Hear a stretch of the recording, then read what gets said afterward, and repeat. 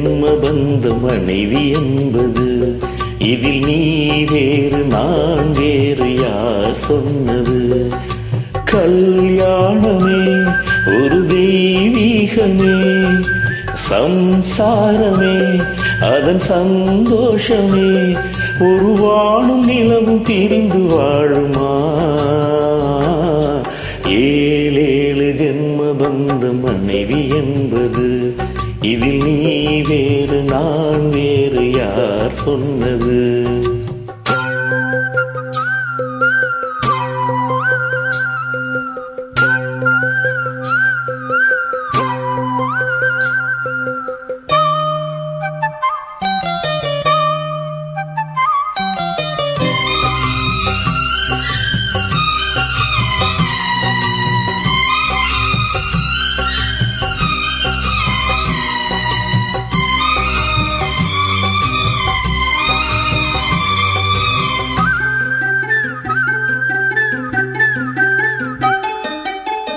வெற்றிலையில் பாக்கு வச்சு 10 பேரை சாட்சி வச்சு தித்திக்கிற ஆசைக்கெல்லாம் தேதி ஒண்ணு உருவாச்சு. அக்கினிய சாட்சி வச்சு கைவீரலை சேர்த்து வச்சு இன்ப துன்பம் இரண்டிலுமே இணைந்திருக்க முடிவாச்சு.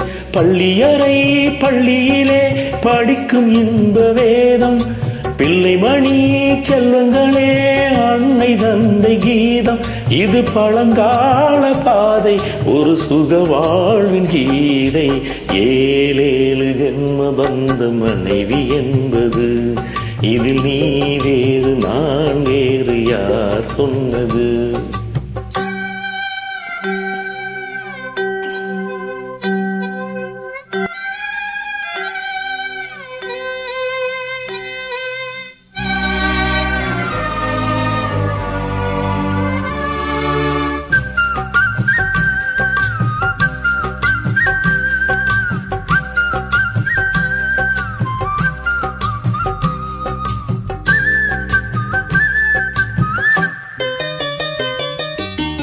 சந்தனத்து மழை அடிக்க சந்திரனும் கொட பிடிக்க செங்கமல சூரியன் போல் செல்ல மகன் பிறப்பானே.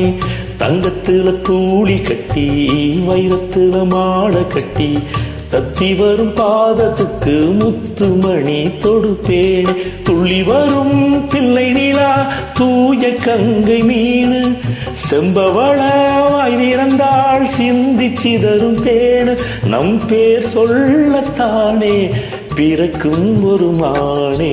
ஏழேழு ஜென்ம பந்த மனைவி என்பது. இதில் நீ வேறு நான் வேறு யார் சொன்னது? கல்யாணமே ஒரு தெய்வீகமே, சம்சாரமே அதன் சந்தோஷமே. ஒரு வானும் நிலவும் பிரிந்து வாழுமா? ஏழேழு ஜென்ம பந்த மனைவி என்பது. இதில் நீ வேறு நான் வேறு யார் சொன்னது?